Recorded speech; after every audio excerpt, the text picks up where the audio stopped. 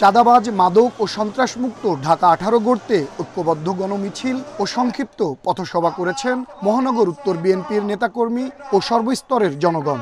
বিকেলে রাজধানীর উত্তরার আজমপুরে এ আয়োজন করা হয়।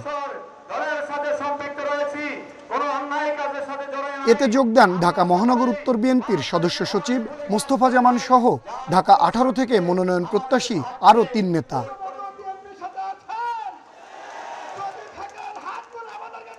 যে দলের জন্য কাজ করছে এবং আগামীতেও করবে এমন কাউকে মনোনয়ন দেওয়া হোক মন্তব্য করে প্রত্যাশীরা বলেন, তারেক রহমানের নেতৃত্বে ঢাকা 18 আসনের 4 জন মনোনয়ন প্রত্যাশী ঐক্যবদ্ধ আছেন।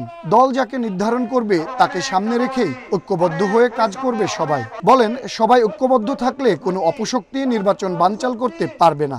আমরা কি এখানে ভুলে গেছি? আমরা চাই আগামীতে তারেক রহমানের নেতৃত্বে আর মনোনয়ন প্রত্যাশী আমরা ঐক্যবদ্ধ আছি। আমরা ইনশাআল্লাহ যে কোনো ক্রান্তিকারে যে কোনো জনগণের সমস্যার পাশে আমরা থাকার চেষ্টা করি, ছিলাম, আছি এবং থাকবো ইনশাআল্লাহ। আপনারা দুশ্চিন্তা করবেন না, জনগণের সাথে তারেক রহমান আছে। জনগণ যারা চাইব নমিনেশন সেই লোকই পাইব ইনশাআল্লাহ। তারেক রহমানের জনগণের বাইরে যাবে না, আমি কথা দিলাম।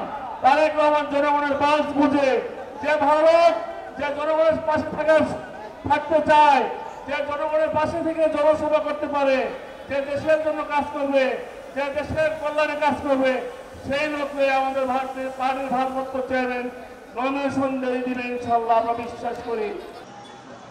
এদিকে মনোনয়ন প্রত্যাশীদের ঐক্যকে নির্বাচনে বিএনপির শক্তিশালী অবস্থানের ইঙ্গিত হিসেবে দেখছেন স্থানীয় নেতাকর্মী ও ভোটাররা।